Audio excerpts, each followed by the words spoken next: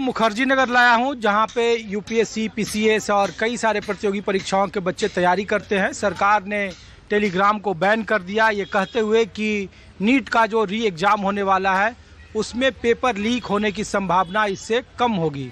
तो आम बच्चे पेपर लीक को लेकर, प्रतियोगिता की तैयारी को लेकर क्या सोचते हैं? तो आप यूपीएससी की तैयारी करते हैं? जी हाँ, यूपीएससी और बीपीएससी की तैयारी करते हैं। कितना साल हो गया? अभी 2.5-3 साल हुआ है मेरा तैयारी करते हुए। टेलीग्राम इस्तेमाल करते हैं आप लोग? हाँ, टेलीग्राम इस्तेमाल करते हैं। तो ये टेलीग्राम बंद करने से कुछ असर पड़ा है आप लोगों की तैयारी पर? सर बहुत गंदा असर पड़ा है, और रियलिटी तो यही है कि टेलीग्राम पे जितने भी सारे जो भी हम लोग के कोचिंग के पीडीएफ आते थे, या फिर ऑनलाइन जो कोर्स मैंने ज्वाइन कर रखा है उसके जो पीडीएफ आते थे, अब वो आ नहीं रहे। अब वो बोल रहे व्हाट्सएप चैनल ज्वाइन करो। अब कल के रेट में मैं अभी जैसे री नीट के लिए बोल दिया कि आपका टेलीग्राम बैन कर दिया जाए। कल के रेट में अगर कोई और एग्ज़ाम अगर लीक हो गया तो बोलेंगे व्हाट्सएप बैन कर दो। अब सरकार को ये समझना चाहिए कि सर अंडरवियर चेंज कर देने से दस्त तो नहीं रुक जाएगा ना, उसकी तो प्रॉपर दवाई करनी पड़ेगी। और जब नीट का पेपर लीक हुआ तो इन लोगों ने किया क्या है, कौन से कोचिंग और कौन से बड़े माफिया को पकड़ा है। और जैसे कि अभी लगातार जो पेपर लीक हुआ, जैसे बिहार में एईडीओ का हुआ, और बिहार दरोगा का भी, जो बिहार दरोगा मेंस हुआ है उसका पेपर लीक हुआ, मद्य निषेध का हुआ, उसका तो जो हाल हुआ सो हुआ ही हुआ। तो टेलीग्राम बैन कर देने से सिर्फ आप री नीट और नीट के बारे में तो आप नहीं सोच सकते। आपको एक पूरा का पूरा एक सिस्टम देखना पड़ेगा कि कोई भी पेपर लीक ना हो। हर बार आपका लीक होते जाए, हर बार आप एक छोटा सा स्टेप उठा दे। हो सकता है कि इस बार लीक ना हो आपका टेलीग्राम बैन करने से, लेकिन क्या ये सरकार इस बात की गारंटी देगा कि आगे ऐसा कोई भी कदम उठाया जाएगा जिससे कि पेपर लीक ना हो? सरकार तो गारंटी दे रही है कि एयरफोर्स का हम इस्तेमाल कर रहे हैं। अगर ये प्रयोग सफल रहा तो क्वेश्चन पेपर आने वाले वक्त में आर्मी पहुंचाएगी। ये भी सरकार कह रही है, जो एनटीए है, जो नेशनल टेस्ट एजेंसी है, कि देखिए हम लेयर में सुरक्षा, जो स्ट्रॉन्ग रूम है उसमें 3 लेयर की सुरक्षा कर रहे हैं। टेलीग्राम तो बंद कर ही दिया, इसीलिए हम लोग यहाँ आए भी। तो सरकार को लगता है कि 22 लाख का चूँकि ये मामला नहीं है, इसके पहले +2 का मामला था। यूपीएससी में आउट ऑफ सिलेबस का मामला चला जाता है कि बच्चे सड़कों पर आ जाते हैं कि हमसे आउट ऑफ सिलेबस का सवाल पूछा गया। तो देश के सारे सिस्टम पर ये सवाल है, इसीलिए हमने कहा कि आम लोगों पर क्या असर है। अभी आपको कुछ दिन पहले पता हुआ कि आपको सीबीएसई की बिल्डिंग में आग लग गई थी, और री नीट वाला जो पेपर था शायद उस बिल्डिंग में भी आग लग गई थी।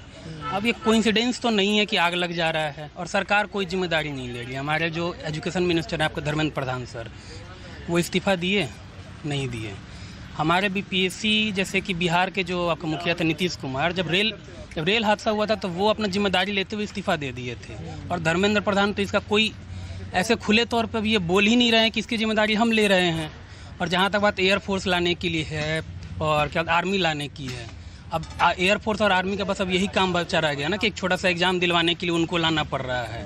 और अगर एयरफोर्स आ रही है ना तो ये बहुत शर्म की बात है कि एक एग्ज़ाम दिलाने के लिए किसी देश के सर्वोच्च संस्था के जो भी टॉप जो आपका जो गन मैनेजमेंट है वो आ रही है आपके एग्ज़ाम दिलवाने के लिए। अब समझिए कि जो री नीट या जो आपका जो नीट का जो पेपर देते हैं वो महज 14-15 साल के लड़के होते हैं। उनके दिमाग के ऊपर क्या गुजरेगा कि बंदूकधारी लोग वहाँ पे खड़े होकर के उनका सिक्योरिटी चेक कर रहे हैं। क्वेश्चन पेपर भिजवाए हैं, और सिक्योरिटी का तो आप ठीक बोल रहे हैं कि जूते से लेकर और सर के बाल तक चेक होते ही है। सर कभी इलेक्शन का कोई पेपर लीक हुआ है क्या? कि इलेक्शन का कोई पर्चा लीक हुआ है क्या? कभी इलेक्शन लेट हुआ है क्या?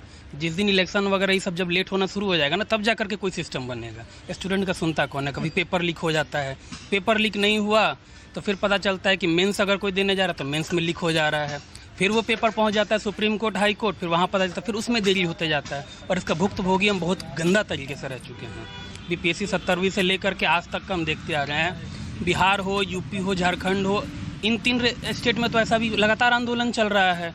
और टेलीग्राम बैन कर दीजिए, उससे क्या प्रभाव पड़ जाएगा? आप जिसको लीक करना है सर, वो सिर्फ टेलीग्राम पे लीक नहीं कर रहा है, वो कहीं और से भी लीक कर रहा होगा। वो लोग VPN का यूज़ कर रहा होगा, तब क्या कर लेंगे आप लोग? पॉल ड्यूरोव जो है, जो आपका टेलीग्राम का फाउंडर है, वो खुलेआम तौर पे बोल चुका है कि रिलायंस के दबाव में आके सरकार ने बैन किया हुआ है। उसका तो जवाब सरकार से दिया नहीं जा रहा है। ना ही धर्मेंद्र प्रधान इसका कोई जिम्मेदारी ले रहे हैं कि हाँ भाई इसका जिम्मेदारी लेते हुए हम अपना इस्तीफ़ा दे रहे हैं। यहाँ तक कि प्रधानमंत्री मोदी को चाहिए कि वो आपका धर्मेंद्र प्रधान से इस्तीफ़ा मांगे कि आपके रहते हुए अगर पेपर लीक हो रहा है तो ये आपकी जिम्मेदारी है और आप अपनी जिम्मेदारी में फेल। प्रधानमंत्री तो कार्यालय कह रहा है कि देखो हम नीट का पेपर ऑर्गेनाइज करा रहे हैं। हाँ, बहुत बढ़िया पेपर से ऑर्गेनाइज करा रहे हैं, इसीलिए तो अभी एईडीओ लीक हुआ फिर आपका यूपी में जो आंदोलन चल रहा है वो लीक हो रहा है, बिहार में लीक हो रहा है, झारखंड में लीक हो रहा है। बिहार में आपके क्या बीजेपी की सरकार है, वहाँ आपका पेपर लीक हुआ। अभी आप कह रहे हैं कि नीट का पेपर टेलीग्राम पे ये आपका ये हुआ था, लीक हुआ था, इसलिए आपका टेलीग्राम बैन किए। एईडीओ का रिस्पॉन्सिबिलिटी कौन लेगा? उसमें भी लगभग 10 लाख लड़का था। उसमें तो जो एग्ज़ाम कंडक्ट करवा करके जो फिंगरप्रिंट स्कैन ले रहे थे वही बिके हुए थे। अब अगली बार से आप क्या करेंगे कि हम किसी स्टूडेंट का फिंगरप्रिंट स्कैनर नहीं लेंगे? ये मतलब गैर जिम्मेदाराना पूरा कदम है पूरे भारत सरकार का, जो कि टेलीग्राम को बैन कर रही है। इससे हम लोगों को बहुत प्रॉब्लम हो रहा है, जो भी ऑनलाइन कोचिंग, क्योंकि हर कोई ऑफलाइन कोचिंग ज्वाइन नहीं कर रखा है। बहुत सारे लोग जो है, स्टूडेंट जो है, जो ऑनलाइन कोचिंग ज्वाइन कर रखे हैं, उनको पीडीएफ में बहुत दिक्कत हो रही है। अब अभी मार्केट में कोई नया पीडीएफ आएगा नहीं, अब 22-23 तारीख तक तो और भी नहीं आ सकता है। और कोई भी पीडीएफ, कोई भी कोचिंग सोर्स जो है हम लोग को जो मिल रहा है स्टडी करने के लिए, उससे बहुत दिक्कत हो रहा है। शुक्रिया आपका। आप भाई साहब, आप टेलीग्राम इस्तेमाल करते हैं? नहीं, मैं इस्तेमाल नहीं करता।